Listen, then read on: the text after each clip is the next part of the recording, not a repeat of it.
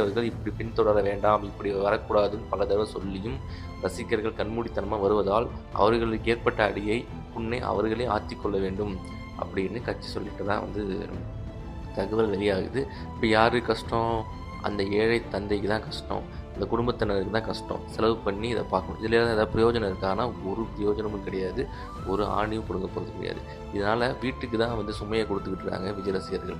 விஜய் ரசிகர்கள் ஒன்று புரிஞ்சுக்கணும், நீங்கள் விஜய் பிடிச்சிருக்கா நீங்கள் போய் தாராளமாக பாருங்கள். ஆனால் அது எந்த ஒரு சேதாரத்தையும் அடுத்தவங்களுக்கு உண்டாக்காமல் தனக்கும் உண்டாகாத மாதிரி பார்த்துக்கிட்டு போய் விஜயை போய் பார்க்குறாங்க, சந்தோஷமாக இருக்காங்க. அதை பற்றி யாருமே எதுவும் சொல்லப்படுது. ஆனால் நீங்கள் கஷ்டப்படுறதுனாலையோ, நீங்கள் கீழே விழுந்து உயிருக்கு ஆபத்தான நிலைமைக்கு போகிறதுனாலையோ உங்கள் குடும்பத்தில் இருக்கிறவங்க தான் கஷ்டப்படுவாங்க.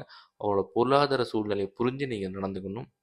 மீண்டும் மீண்டும் அங்கே ஒன்று இங்கே ஒன்றும் இறப்பு செய்தி, அடி வாங்குறது, அப்புறம் இது மாதிரி ஆக்சிடென்ட் ஆகிற செய்தி விஜய் மாநாடுகள் தொடர்ந்து நடந்து கொண்டு தான் இருப்பது. இதுக்கு விஜய் எவ்வளோ சொன்னாலும் அவர் ரசிகர்கள்